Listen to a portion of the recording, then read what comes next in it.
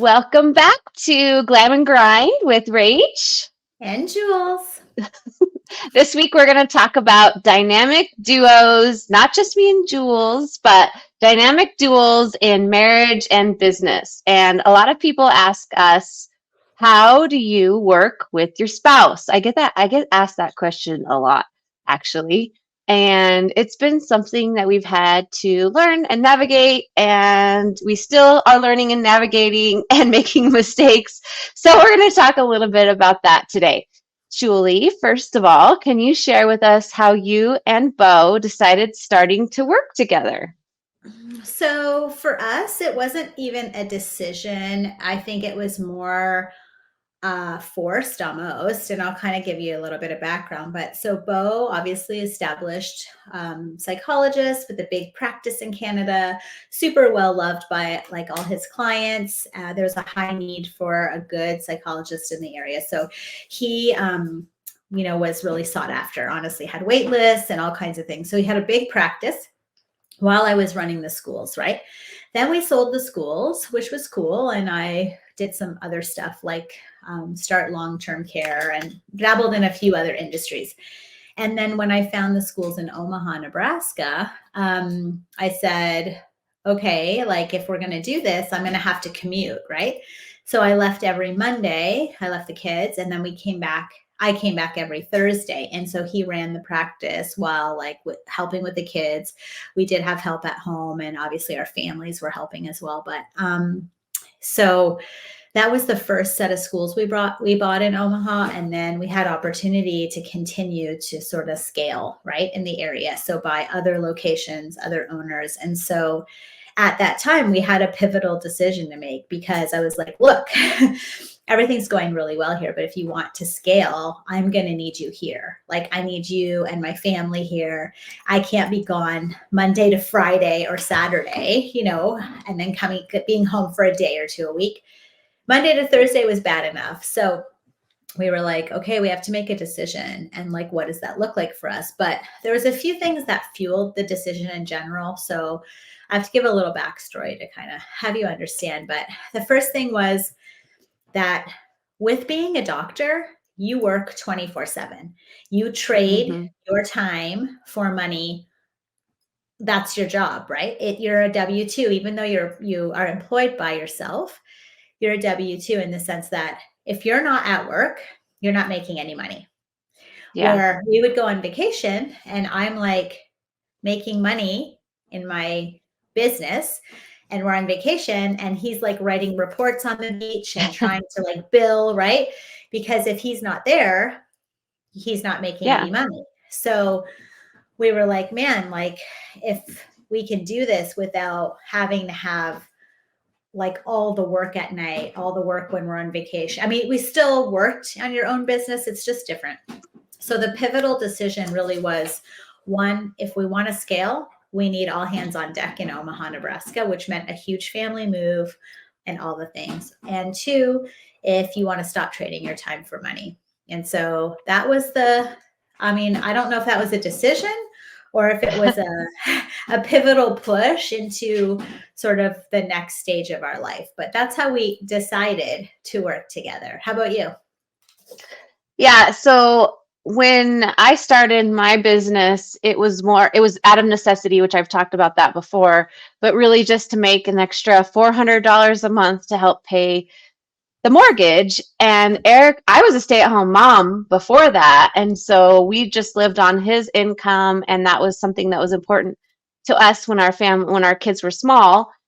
And my business grew really fast, and it was not something that we ever planned. It's not something that I ever wanted. It's not something that I knew how to do. And I kept saying to him, I want you to open up your own business. I want you to do something. I want you to do, and he had a great job making good money, but I wanted him to have that freedom like we did, as a business owner. I didn't want it to be me because I wanted to be the mom. And it flipped. And what we realized is that this was something that was a niche. It was something I was good at. It was something that I loved. And so it just kept growing faster than what we could manage. And when we did that, it was more about our family too, just similar to you, Julie, Mhm. in that because I was a stay-at-home mom before, I was doing all the things like the cooking, running the kids to all of their activities. I even homeschooled for a while, like all of the different things, the house, everything. And I couldn't keep up with that and managing the business. When the business first started growing, my mother-in-law and she was my first employee, shared a shift to try to manage that. So I worked on Monday, Wednesday, Friday. We split taught, and then she worked on Tuesday, Thursday. And those were the days that I would stay home and do all the home things. And then she would kind of be there on those days. Well, then we grew past the point where we could do that anymore, really. So we talked about, and I don't even remember how the conversation came up. I don't know if it was Eric first or if it was me first who talked about this, him quitting his job to come work with the business. But it was really at first just to help me manage the house and the kids. And then he got sucked into the business just as much as I was. So, I mean, he started as a 2-year-old teacher because we needed a 2-year-old teacher. And that's where he started, was in the 2-year-old class. And now I think he's taught every age group except for pre-K. He's been in every age group. I know, it's crazy. Like as He a was a lead school age teacher? teacher. Oh, yeah. Oh, wow. Okay. That's super cool. Yeah. So he's I didn't done all the different things. Yep. And I mean, that wasn't obviously his passion, but he was great at it. And know. there was even a point where we had to fire a teacher because she just was not the right fit for our program. And I was afraid to fire. This was before I knew about our staff holding us back and, all of those things that we Yes. say now, holding us hostage. I was afraid to fire her because then it meant having to find somebody else. So him and I decided to team teach that class. So I taught Tuesday, Thursday. He taught Monday, Wednesday, Friday. And we had 2 schools at the time, but that's just what we had to do Mhm. to get, to manage it. Same thing. I don't know if it was necessarily a decision. In fact, when we did it, my accountant said, "You're making an $80,000 a year mistake, giving up his income."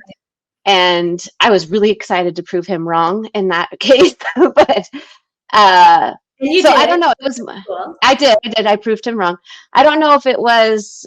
I think it was more of we're at this. We're forced to do this. Like we can't afford to hire a nanny. We can't afford to do any of that.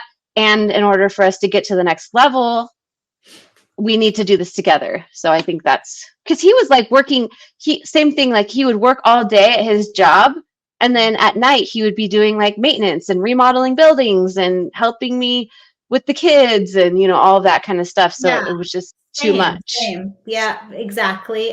Bo was never a lead teacher, but he was literally everything but. He would go oftentimes when we had call outs, he would go in and rock babies to sleep. He loved the baby room. The babies loved him. And he's very calm. So they just like fall asleep. He was always in the nap room covering numerous times. I mean, assisting lunches, running to get something that maybe they didn't have at a school, fixing something, helping with IT, right? Like he was already working in the school and having a full-time job and the kids, right? So like you, very similar like beginnings and push, I guess, to kind of move from his like schooling and professional life to an entrepreneurial life and venture. And he's had to give up a lot too, right? To from his dream, right? To move into like our dream. We were both Yeah. vertically growing. Like I would say we were on a trajectory of like vertical growth for a long time. And then it became like, okay, either we need to like converge this or we need to stop growing, you know what I mean? In whatever area. So I think just the return on life part for us made more sense for him to, we call it, come to the dark side of entrepreneurship, and start that sort of lifestyle. But he went to school for like 15 years postgraduate, right? So I mean, it's a big mindset change. It's a big lifestyle change. So yeah, there was a lot of like learning and growing and establishing like routines and just working together to try to figure out what worked, working together with what didn't work, or working through what didn't work. So yeah, how did you guys like establish routines, Rachel? Like, how did you know what Eric should be doing versus what you should be doing? How did you manage that at the beginning? Was there something that kind of helped you or guided you to making those role responsibilities, or I guess delineation of roles? I mean, I think at the beginning, we didn't do it right. And I think we both had different perspectives of what this was going to look like, because I was a stay-at-home mom for so many years and he was, the working part of our relationship. He didn't expect that the role was going to be completely shifted. And so it was going to be more like, he expected it to be more like divided from the beginning. And that was not what I expected. I expected him to be more like the Mary Poppins of the house, Mr. Dad, whatever, Mr. Mom coming in. And so we had this misalignment from the beginning of what this was going to look like. He thought, I'm going to come help you with the business and the house, and then it's going to be kind of divided. But that's not what it was, because most of the business at that time, well, still is, a lot of the big pieces of the business are me, right? And so dividing that down the line was not really possible. So we learned the hard way through a lot of things in our marriage that happened, that mistakes that we're like, oh, this isn't right. We need to fix this, and we need to communicate better. And what do you need? And what do I need? And how can we make this work? So it took a long time, Julie, to be honest. It wasn't something that happened overnight. We were kind of really drowning at first because we were just not aligned in that. But then we finally got to a better place to where it was more of an understanding of, I do all of these things with the business. You do all the things, a lot of things with the house, which he does now and does a great job at it. And then we can be more aligned. But also in business, we had more roles defined. So it was like anything that was maintenance, or anything that was, he used to do all the billing, all the maintenance, all the enrollment. That was his wheelhouse. So anything with that, I don't touch. Everything else that's in my area, he doesn't touch. And then that was a lot better too when we figured that out. Yeah, no, I can understand that. I'll talk. Yeah, I want to answer that in a second. But before we move on, just for the listeners, I think it's important to add from like your perspective, Rachel. What did you think like clicked? When was the time where you felt like you had to have either a courageous conversation about this misalignment, or what? Was there an incident? Was there just a buildup? Like when did you find that, I guess, that the pivotal point of misalignment that made you do something to change how you were doing things? Yeah, I mean, it's super clear to me. So like you said at the beginning, you were vertically both growing, right? So I was growing, and we had that. I felt the misalignment because he wanted us to stop growing. So he wanted us to just kind of settle. Like, we're happy, we're successful, we have a great life. Why do you want to keep growing? And so we kept hitting this wall where he just kept saying, no, we shouldn't grow. Why do you want more? You don't need more, all of that. And I would always ask him for permission, because that's how our marriage was prior to. So we had this role shift. And I actually listened to, I can't remember if it was a podcast or if it was at a conference, and the speaker said she was in business with her husband, and it was the same kind of situation to where she wanted to keep growing and he didn't, or whatever. So she finally had to say to him, I'm not asking you for permission, I'm asking you for support. And as a supportive role, what does that look like? And it doesn't mean, because he said, I don't want to be your secretary, and I didn't want him to be my secretary, right? And so if he felt that way, that meant I was doing something wrong. And Right. so I need to fix that. So we needed to put the right people in the right place. So he could do his role, I could do my role, but all the things that we needed to get done were still getting done. So I think that was the big moment for us when we finally had to be like, wait a minute, this isn't working because I love you and I love our marriage and I want things to keep going. But the way that we're doing it is on a path to destruction and it's not sustainable. What about you? Yeah, I can align or feel a lot of the same vibes and emotions that kind of you went through. We ours was a little bit different because we scaled really quickly, and he was never about let's stop growing. Like he was very supportive from day one on growth and expansion. He's a super supporter. Like he's really good. Like he's very good at supporting whatever my dreams happen to be at the time.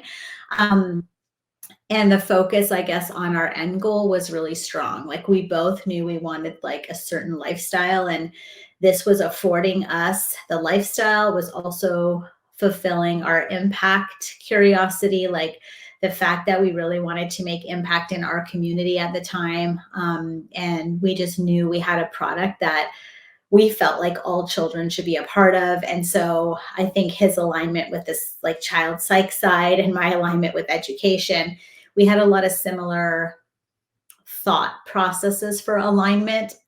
Now, I was definitely more the front facing business person, where he was more of the background, backstage orchestration of a lot of the stuff. So, like, he did a lot of the what I call, so he calls me like the Porsche and he's the brakes, or I'm the forest and he's the trees. And we really work very differently and our strengths are very varied. So my strengths are very visionary based and very futuristic. Like that's my one of my top Clifton strengths is futuristic. And so I'm always looking to, I can see and envision our future very clearly. And even as the school steps happened, even as we approached sale, like I could see everything that was going to unfold.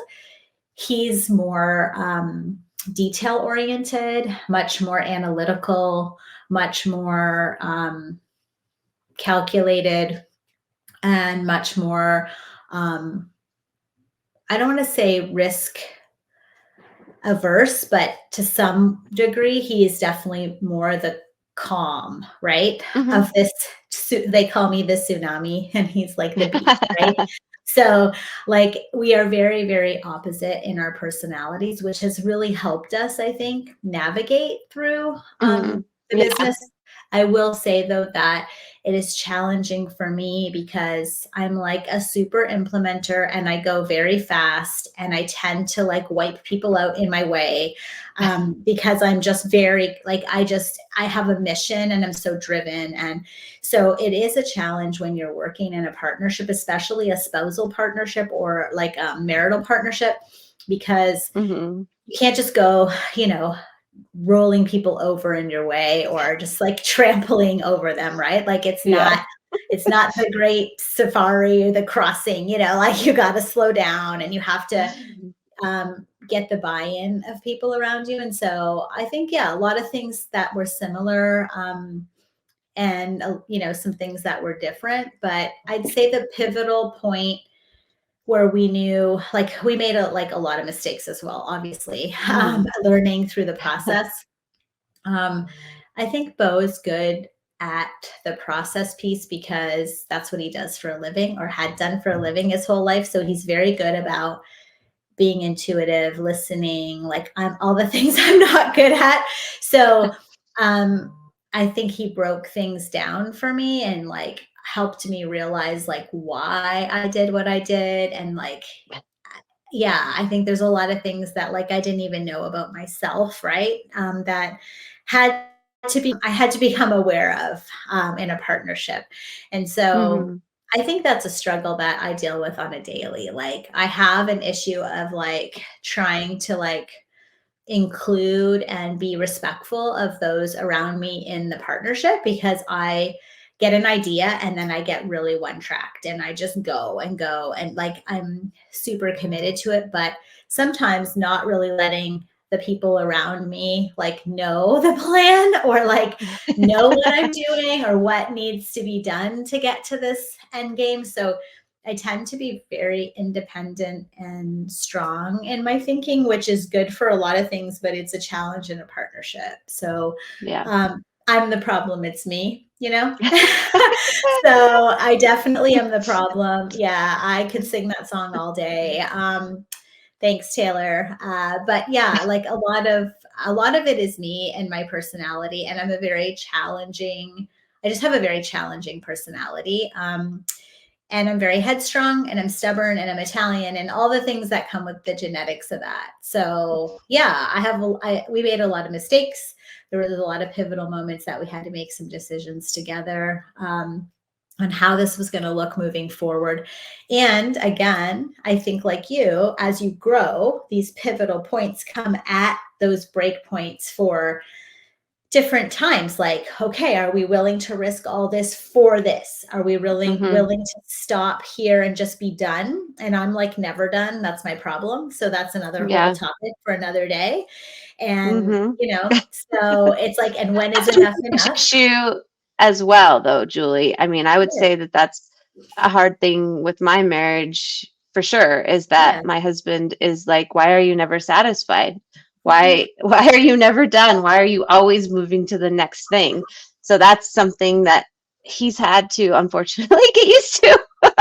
Yeah, and same. Like it's a problem for us too. You know, I think we're very similar in a lot of ways, which is why I bring up some of this stuff, because I really feel like you can relate to those pieces. But yeah, like I think my husband would love to be done and just sit and chill in the moment and relax and just absorb all the greatness and that we've come to.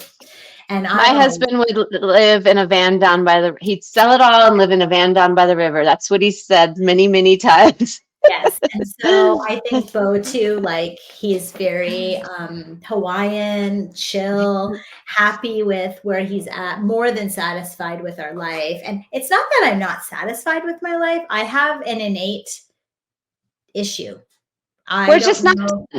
We just don't feel like we're done. And I feel like it's the same with when we were having kids. Maybe it wasn't the same for you, but like for me, Eric was done having kids. And I'm like, I just don't feel done. When I'm done, I'm going to feel done. And I did. When I had Trent, I felt done. So I feel like eventually I'll get there with business. Yeah. Yeah. So I feel like that is definitely a big piece of it. So like for me, same with kids, like Bo was good with 2. He was like, Xavier and Xander were good, you know? And I was like, oh, okay. Cause I always had in my vision, I was going to have 4 babies, right? Like I was going to have 4 kids, and we had a miscarriage too. So like, I think I had a little bit of like, like, you know, I just didn't feel done. And that was between Xavier and Xander. And then, so we had the 2 boys, and then Bo's like, I'm going to go in and have surgery and like take care of all this stuff. And I'm like, oh, so like, that was really hard for me. Cause I was like, we're done. Like, and then Rachel, I always say he laughs at me, but I'm like, it was God, because the doctor, the 2 partners, one of them died the night that Bo was supposed to go get his surgery. And so they canceled his surgery, right? I know. So I was like, this is a sign. And he's like, it's not a sign. This is not a sign. I'm like, it's a sign. So then anyways, we had Zane, and then I was like, we can't have 3. That's horrible. One's going to buy by himself. So we ended up. That's exactly what I said. Okay, I would have had 6, but he was like, we are cut off. We are done. When we go to Disneyland, there's always going to be one left out. We can't have only 3. I know. I did all the excuses. The plane, the everything doesn't fit. The roller coasters. He's like, you made me feel so guilty. So we had 4. But anyways, but I think, yeah, like it's always been, I think some of that comes from my childhood, to be honest. Like if we want to go way back in terms of me never being done. And we'll talk about that, you know, at some point when we're ready. But I do think like that inside like survival constantly having a plan B, constantly not being done, constantly trying to reach this success, like gnawing and pawing at like the next best thing always, for me is definitely a survival mechanism and a thrival mechanism that's in me, like the Hunger Games kind of Yeah. myself. It's me competing with me, not with anybody else. I don't care what anyone else is doing, but there's this like constant, I think, urge for me to just. Do you think it's partially because of our ADHD also? Because it's that creative. Well, first of all, we have way more energy than the average person. Yes. So there's that. But then there's also the constant, the creative, like my brain never stops, right? And so I get these ideas, and because of the ability to hyper focus, we're like, oh, I want to do this, and here's the focus that I'm going to do on this. And then I've also now got this super great ability to delegate because I have an amazing team. So then Well, it's and like, now you okay, have and you put my have the team money. in this. Yes, and now Yes. you have the money to do that, right? So now not only Yeah. did the one plane of development that was working for you, now you are like, oh, I can do all these other three things because now I have a really good implementer with me. I have this, I have that. So I think as you've grown, for sure, Rachel, I do believe that it is partially that hyper focused ability, right? Like I do think now, and especially because now you have a team to help you. Now you're like, oh, all these ideas can come to fruition, and you just add more, right? Yeah. So I really Yeah. think that that is true. That this, I call it attention deficit hero syndrome, because I really do think it's like, it is actually a superpower to be Hmm. hyper focused. There are definitely some challenges, but I honestly think I'm in total agreement with, the ability to be hyper focused, because I think that that's a gift and a curse sometimes, right? Right. Okay, so speaking of that, because I think that goes into this next topic really well, is balance. And I want to hear what you have to say because I No, have my own theory on I'm this. gonna hear what you have to say first, because I interrupted you last time because I got so excited. So you go ahead. Okay. So when it comes to this has changed in my life, by the way, but when it comes to balancing work and family time, how do you ensure that your professional life doesn't overshadow your personal and family time? Okay, so I've learned that balance is not a thing.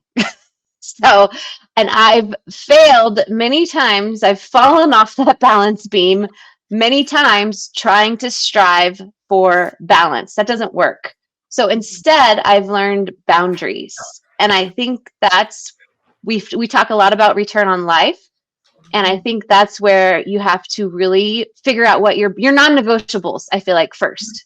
That's Yes. more important than actually balance. Because if you're going to be like, I'm balancing family and professional life, that doesn't work, sister. You can't do that. So I've learned my non-negotiables. Here's my non-negotiables, and I have to plan around that. So, for example, some of my non-negotiables are football season. I will not schedule things around my boys' football season. Don't even ask. It's not going to happen. Same with summer. Summer's sacred to our family. So I'm really, really, I protect those certain things. And then there's different seasons. I have to tell my husband that we're in a season. He's like, it's a real long season, but we're in a season.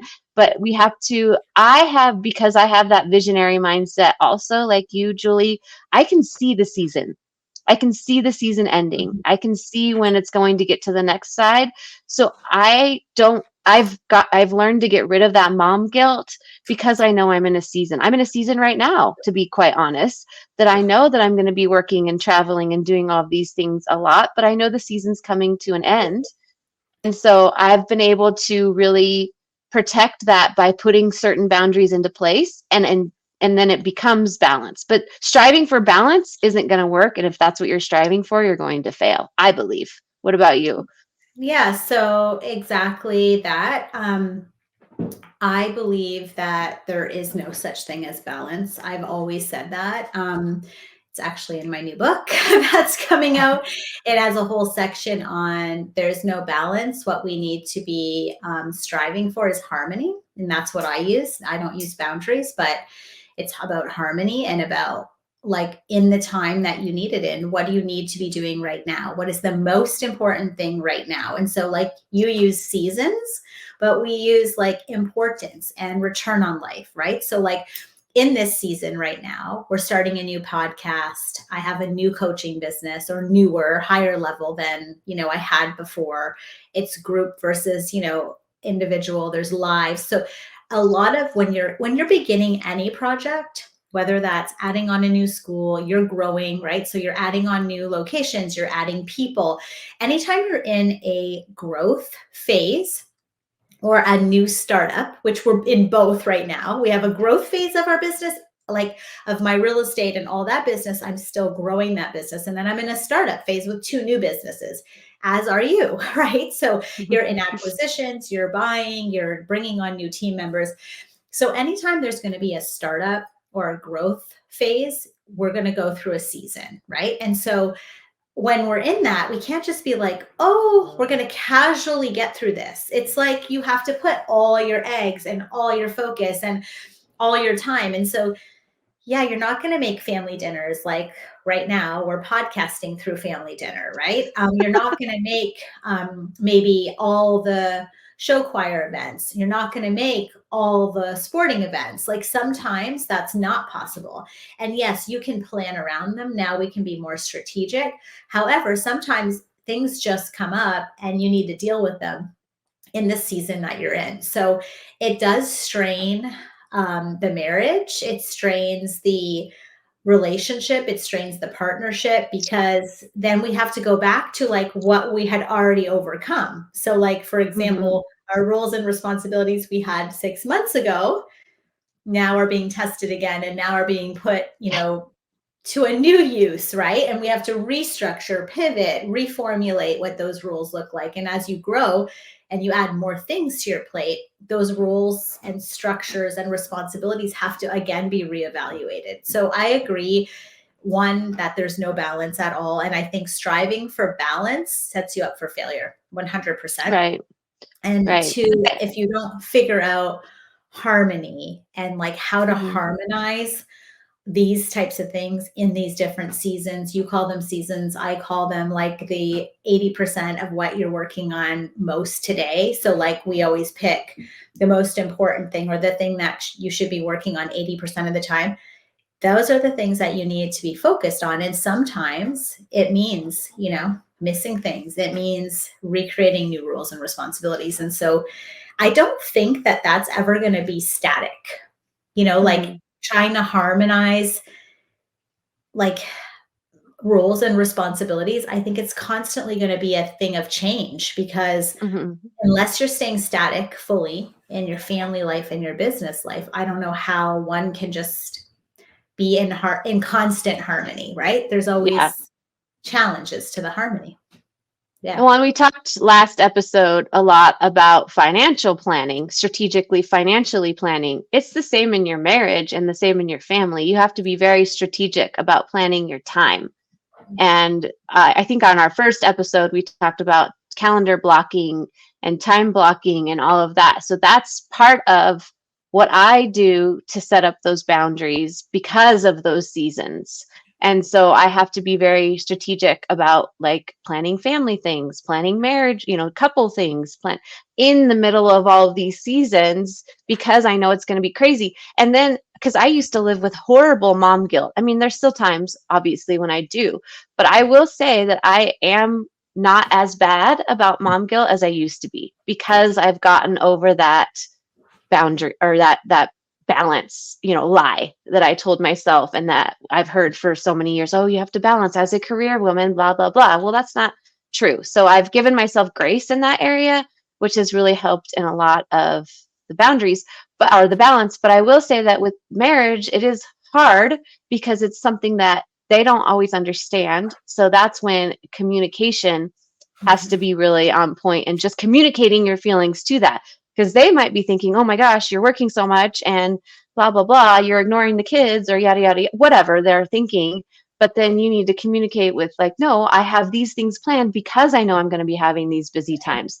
And these are the things that I have. They don't know that you have a plan. So, I mean, a lot of it all comes back to to planning, honestly, and making those choices. Go ahead, Yeah, no, I Julie. was going to say too about, I think that's why I'm so strategic and intentional about our travel. And I have that planned Hmm. out a year in advance because I Same. know that is my connection time with my kids. Like that makes me a better mom in my head. Like, okay, well, I'm away or maybe I'm missing out on these things, but we are strategic and intentional about spending that time when we are together to like, to be together. And so I think that in my mind, it makes sense for me to do those things. That helps me, I guess, harmonize my work Hmm.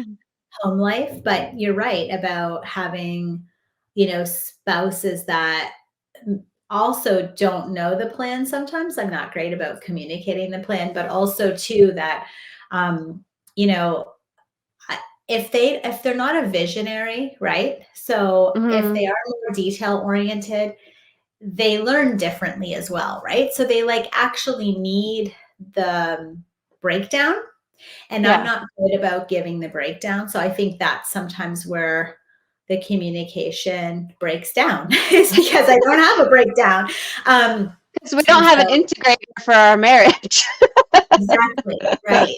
So it's hard to pass down all of what we have in our head so Yeah. that everyone around us can understand that. And it is a problem for me. A lot of what I have and know is in my head, right? And so, especially if you're sharing children, a business, a partnership, disagreements often happen because lack of communication, right? And no matter how much you read and how much split the difference and all the things. I mean, I've read everything.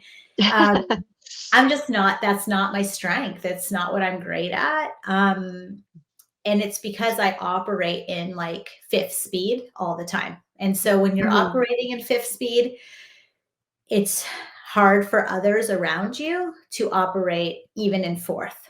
You know what I mean? Hmm. So I feel Hmm. like I mean, it brings us into the next kind of topic here about disagreements, right? And how are they inevitable? And if they're not inevitable, how do you manage them when they arise? And like, how do they not spill over to your personal life? And I'm going to ask you to give us a little insight, Rachel, because I'm not super great at this part either. I'll tell you kind of what we do after, but it's just, I feel like it's a constant learning process.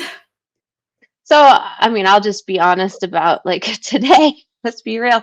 I'm traveling a lot right now, and we're doing the podcast, and we're, acquiring more schools and growing and all of those things. And Eric's heavily involved in the business and with the family and all of that.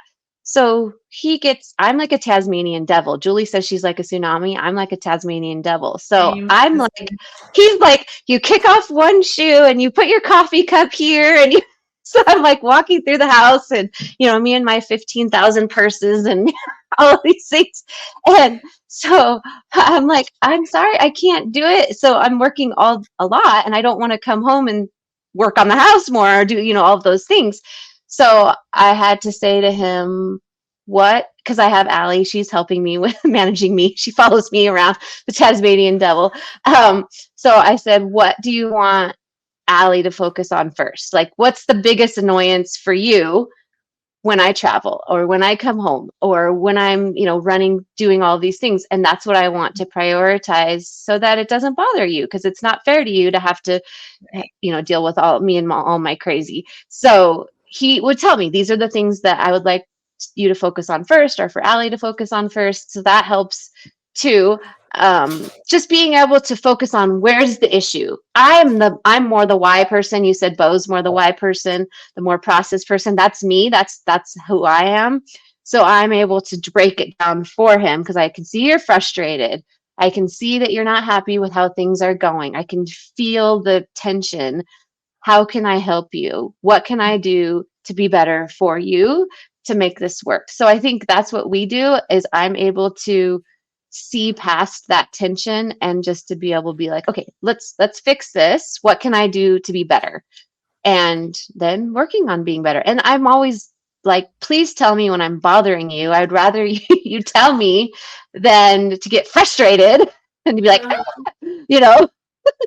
So, I mean, that's what we've tried. And obviously, it doesn't always work. And sometimes, honestly, I have to say, I'm just going to text you because I'm so mad at you right now. I don't want to talk to you about it. And that helps because I can process it better too. And then once we've calmed down, then we can talk about it. But yes, also, we've had this rule since we got married. And some people don't think it's a good rule because you don't ever get sleep, but our rule is we never go to bed angry.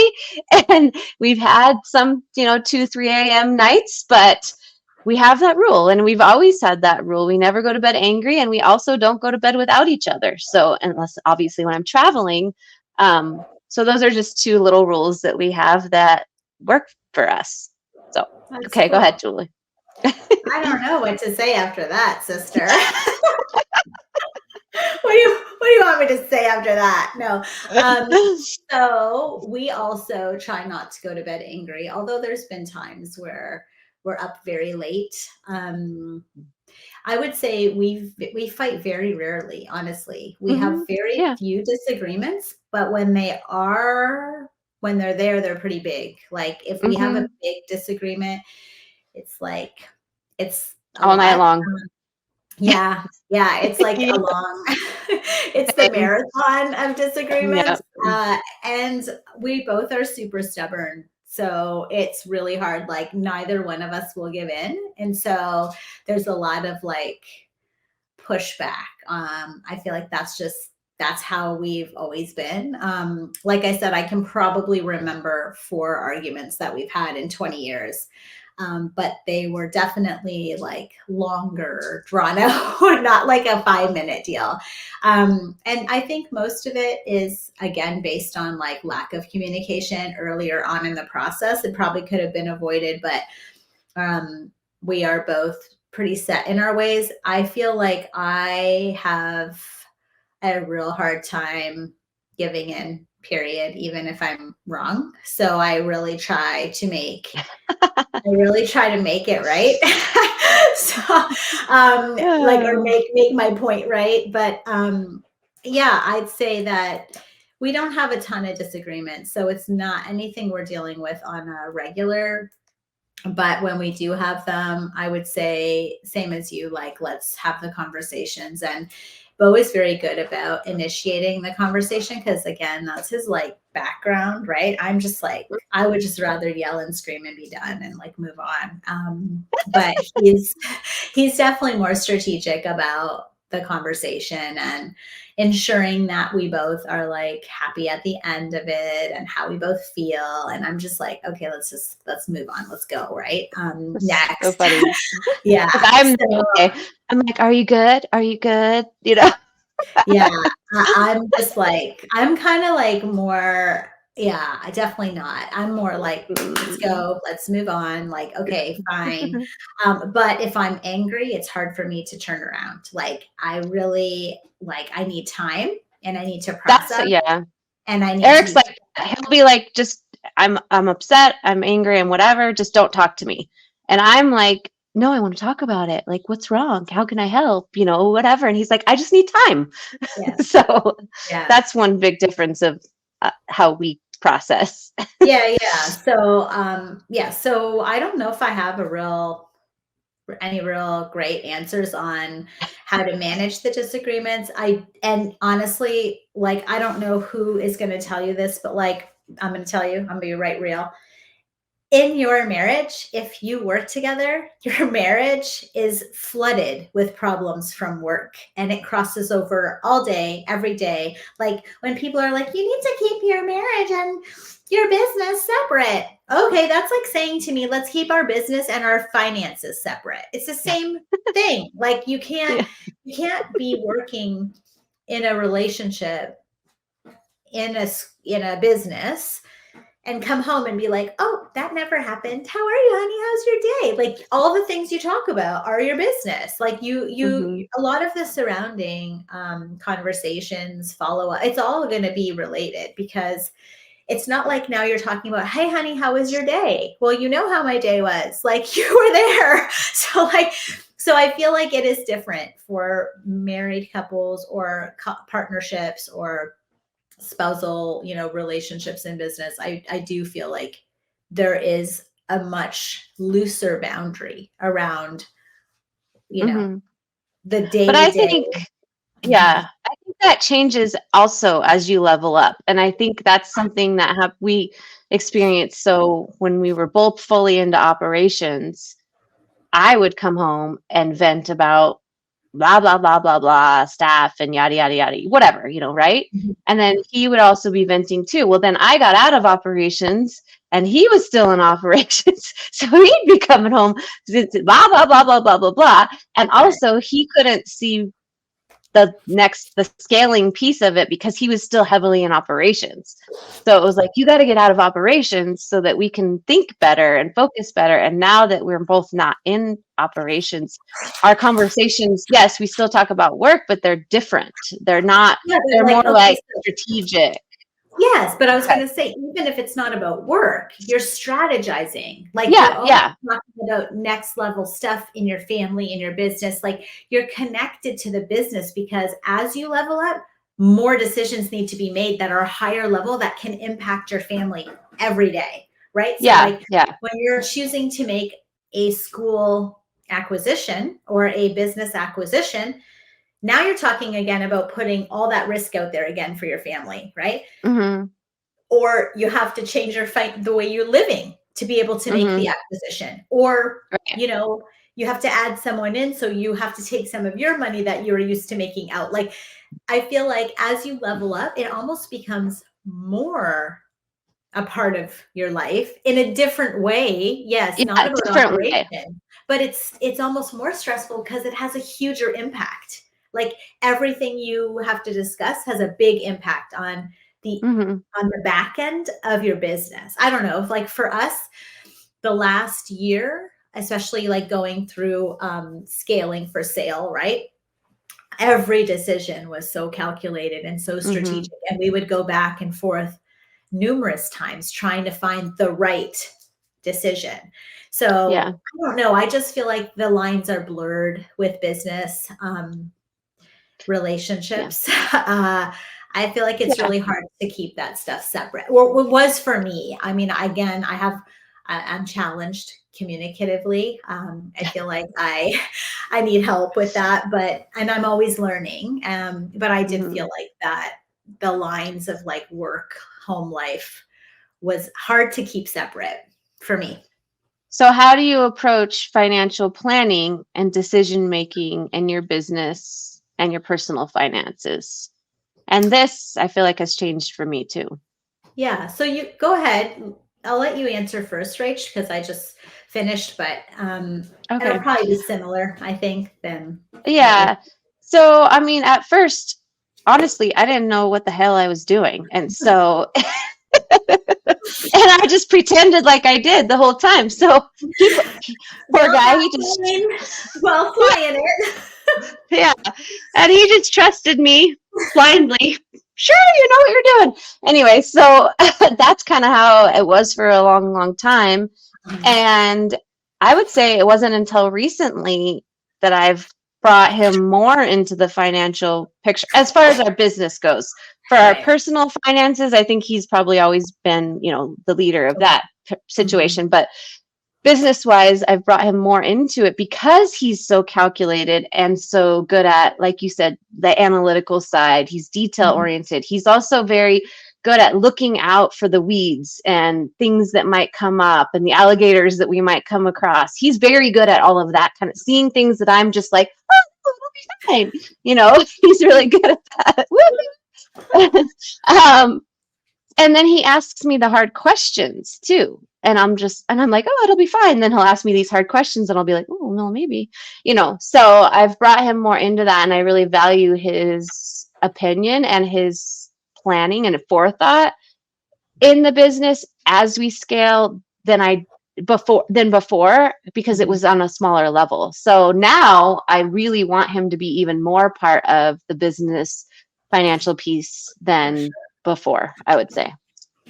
Plus now we're looking at like legacy wealth. Like, what do we want our retirement to look like? What do we want our next chapter to look like? And so that's Right. a huge piece of it. And I need him to be involved in that, Yeah, the So, input. You need his input in the planning. And I would agree. I would say very similarly, again, similar path. We're in a little bit of an advanced path in terms of legacy wealth and where we're at than you guys, because you're still in growth mode, high growth mode. But I would say that yes, I absolutely value and treasure his ability to be so detail oriented at this level, because there's a hell of a lot more zeros and there's a lot of stuff going on and a lot of moving parts now and different businesses and different tenants. And I could not do what he does for all of our businesses. From the me and Excel hate each other. Like, I cannot stand it.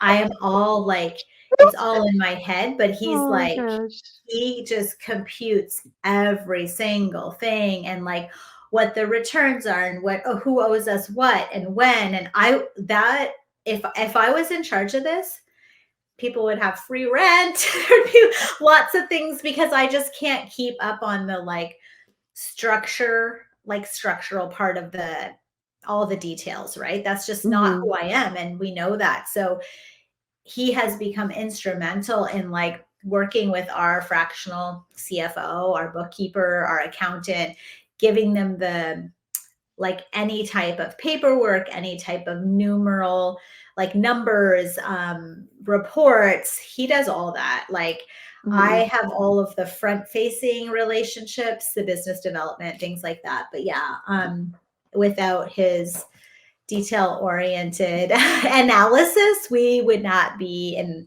where we're at. We would not be able to do what we do. Like, anytime I have a deal, I'm like, here's the deal, Bo. Figure out all the things on the back end. This is what I need it to get to. Can we get there? And then like I give it to him, and then he takes a couple days and gives me all these reports on like, well, this is what we can do. This is what it'll give us. Like, he's very mathematical and it's doctory, very like Mm-hmm. detail. So, and I'm like, I want to buy Starbucks and I want to buy this and I want to buy that. Like, I want to buy all the things, but I need them to have a return. And so he figures out whether or not the back end is possible. And then obviously we have, strategic consultation with accountants and lawyers. And we have a really good bench now of people, but he is my go-to for like, here's my dream wish. Can this happen? Give me the numbers. And he does that Yeah. while I work on continuing to add things to the vision, Yeah.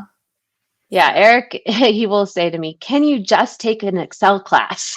Because I cannot do Excel to save my life. And I'm like, well, girl, what do I do? Have you?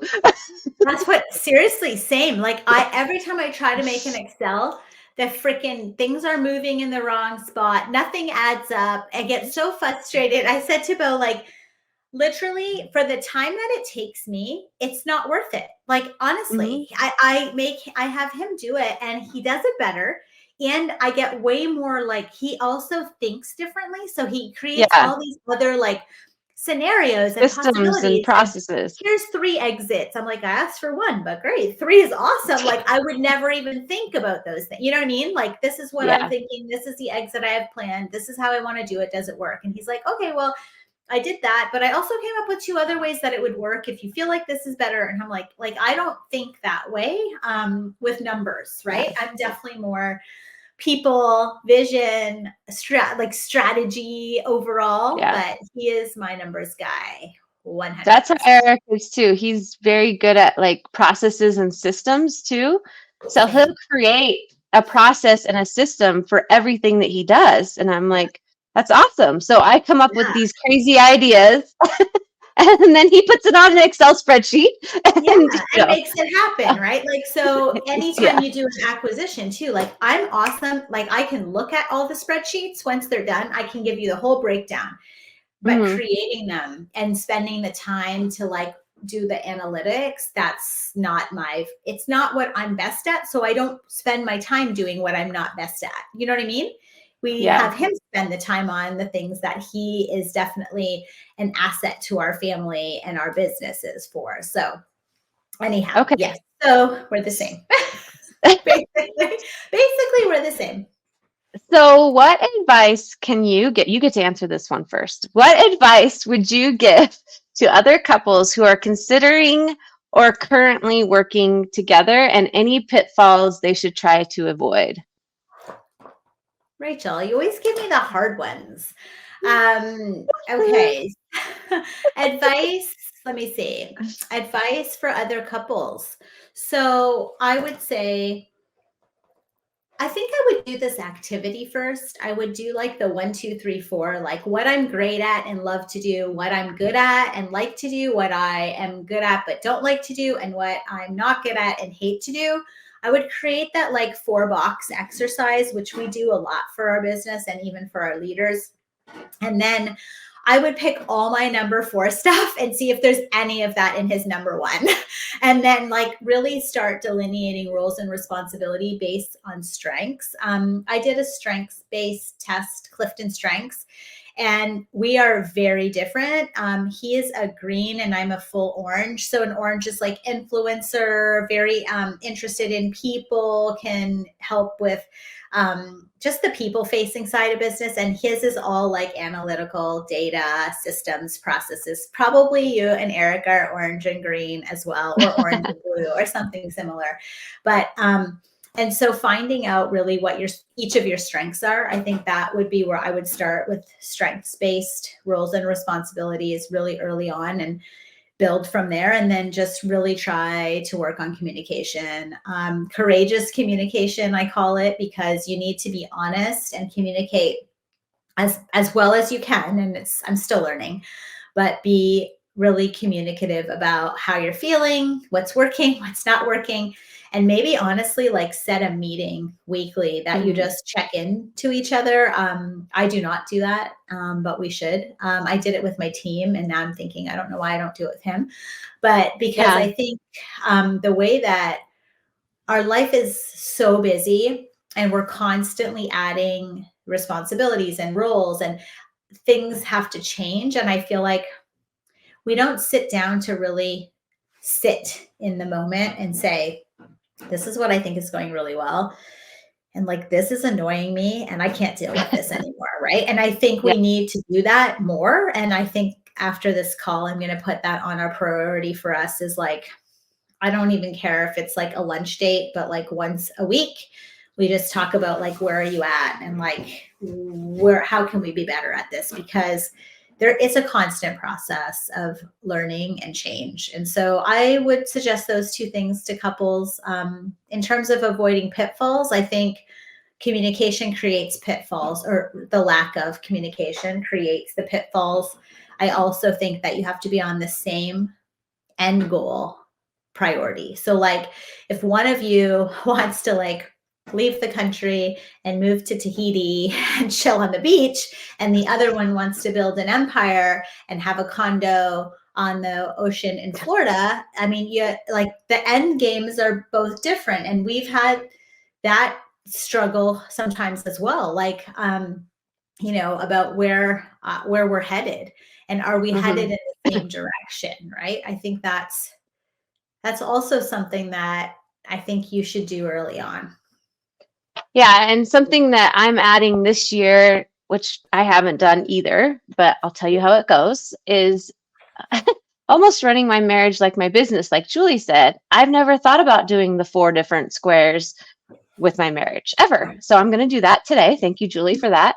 But I have thought about, so we run our business on EOS, and which is basically like we have our annual vision day where we plan the whole year and we talk about our 3-year, 5-year, 10-year goals.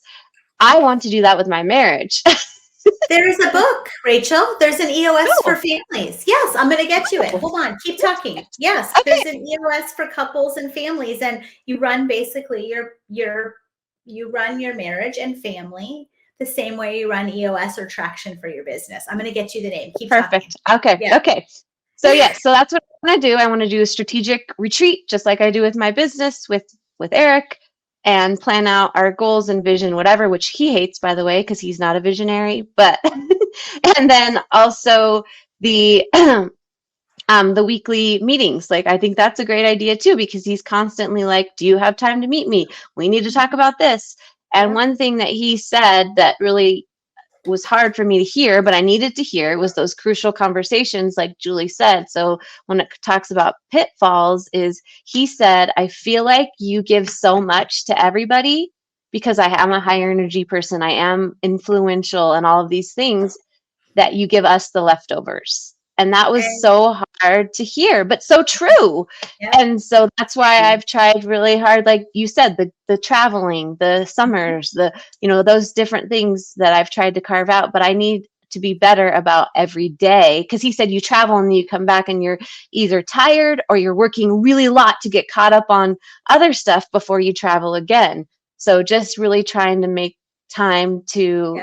not give my family and him the leftovers of me, to give Yeah. them the same energy and same all of that I give everybody else, to them, to give them first, really. Yeah.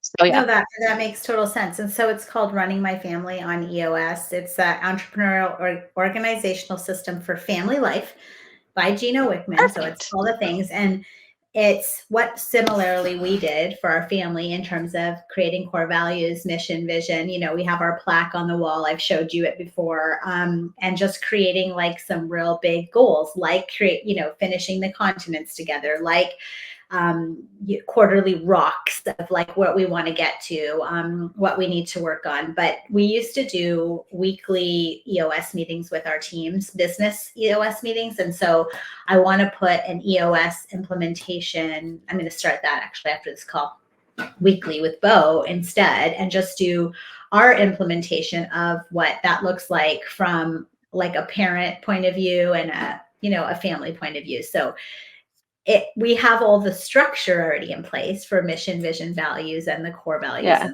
things that we need. But yes, we need to definitely have a more intentional and strategic plan. Like not so much. We have, I think, the plan, but we need the checkpoints, like the weekly check-in. Mm-hmm. Yep. So that's what I'm going to do now. And there is an EOS family intensive. I know that there's a PDF and stuff like that, so you can download those pieces too. But yeah, I think that will help folks. It's like a workbook. So, Yeah. All right. Well, what is, like, every week we end with our health, wealth, and happiness tips. And before we go into that real fast, I wanted to remind everybody that we have our new community that we're super excited about. And it's just growing and growing and growing every week. And we have more friends in there every week. And we're going to be adding more content and things like this that come up. If you want to talk about, let's talk about EOS for families. Let's talk about doing maybe a marriage retreat in the future, or a family retreat. All of these different things, that's all going to stem from our community, and we need each other. And that's why Julie and I decided to create this community. And we want all of you to be in it. It's for mompreneurs and high-level female entrepreneurs. And right now, if you join, you can get in for $79.99, and that's our founders rate. So if you get in right now, the first 3 months, if you join in the first 3 months, then you get to carry on that same rate. And then after the first 3 months, anybody that joins after that will start with the 99 a month. And I think it's April 1st, Julie, I don't know for sure, but yeah, April up 1st. until April 1st. Yeah. And we want you to join that. And if you love our podcast and want to hear more, please like, subscribe, share, comment, tell us all the things you want to hear so that we can help you and speak to you and provide content and value for you. So, what's our health, wealth, and happiness tips for this week, Julie? Great. I don't remember because I was focusing on what you were saying. Health, I would say, since most of what we talked about was communicative, I would say to take a clarity break for yourself and just go sit somewhere for half an hour, 40 minutes undisturbed, and think about, all the things we talked about today, future plans, advice for yourself for partnership, marriage, whether you're in a business or not. Take the time to create some clarity around what you want your life to look like and whether or not, the appropriate level of communication is happening. I think that health-wise is a really needed thing. We don't often stop and seek clarity. And so I would say that may not have been what we were supposed to talk about today for health, but I feel like after this, it's something that I'm going to do is just take like a 30 or 40-minute clarity break, probably tomorrow when the kids are at school. I'll just come downstairs to my office and just write out some clear initiatives about what we need to do moving forward for future planning and for also just really constructing the right processes and systems for us to be able to communicate effectively in the partnership, and just create accountability for ourselves around it. Because I don't really think we've had accountability around that so far. So, Yeah, and we didn't talk about this, but I think this applies to even if you're not married and you have a business partner or, anybody that you have any partnership with. I think you should take these same tips that we talked about, and it's important. Or if you're looking to have a partner in the future, to avoid these same pitfalls that we've gone through and we're navigating, for wealth, I would say that we talked about it last week, but it's the same thing. I mean, it's planning. So when we're talking about marriage and our personal life, what does our end game look like? I think that's going to be our tip for this week. So like Julie said, do you want to live on a beach in Tahiti or do you want to live in a condo in Miami? So we have to know those things ahead of time. And if you don't plan, right. And you can't yeah. Or my husband's a van down by the river and I'm like a lake house, like what we gotta what are we doing here? Right. Yeah. So figure out what that is, plan ahead of time and work backwards. Also, when it comes to exit, I train a lot of people. I coach a lot of people on exit strat. What is your exit strategy? And most of them say, I don't have one. So what is your exit strategy? What does that look like in your marriage? What does that look like in your family? So figuring out what your end game is, I think, is the wealth tip that I would have for this week. And that go ahead, Julie. Yeah, no. And for financial, I would also say that most of my coaching is definitely around financial health and wealth. And most people want to retire with passive income, and most people want to retire with replacing their active income, but they don't really know what that number is that they need. And so figuring out how to create, like, working from the end in mind, even on that perspective of like, okay, what do we need to do to start getting our active income replaced? And how do we do that? And what do we do for investments? And how do we manage cash flow, from what we're getting on our active business when we sell? Or if we're not in a business and we want to go from a W-2 to passive income, how does that look? And what do we need to survive? And what does that amount look like, right? So I tell a lot of people to go and just create like a retirement plan for yourself. Like, how much money do you think you need to live off, or what are you making now that you need to replace? And so, like, starting with the end in mind, but more with a real financial directive to it. I think that's really important for coaches, especially, to help you understand, like, what do we need to replace for you to be able to be in that position you need to be in. So yes, similarly to you, but I would say mine would be more, funny enough, I'm like no numbers, but all numbers. so that's how I think. But yeah, so I would say that would be what I would take away from the financial piece today. And for happiness, I would say that we always talk about whatever brings you joy, but I think that needs to be a conversation, and I just thought of this, that you have with your spouse, with your partner. What brings you joy? Because we're kind of selfish, Julie and I'm not going to lie. But just stopping and looking back, like I said to him today, what's going to help you the most if I tackle that first? But I also want to know what brings you joy. So just asking your spouse that, and really spending the next week or two focusing on what could bring that person joy in their life, so that your marriage can be better and your communication will be better. All of the things will be better if you focus on them for a little bit. Like I said, not giving them the leftovers. Yeah, I agree 100%. And part of my notes here on happiness said basically, like, involve them in the happiness plan, right? So like, I can visually see what my happiness looks like. And I think that that would be the same for him. But I know that there are things that he'd much rather do or be, like hunt and all the things that I'm like, no interest in. But finding out too, like, I think a lot of times when we're super like entrepreneurial and very success focused, we forget about the other person's dreams too. Like, what is their purpose and what is their dream? And like, they have to live out a life that they feel content with at the end of the day too.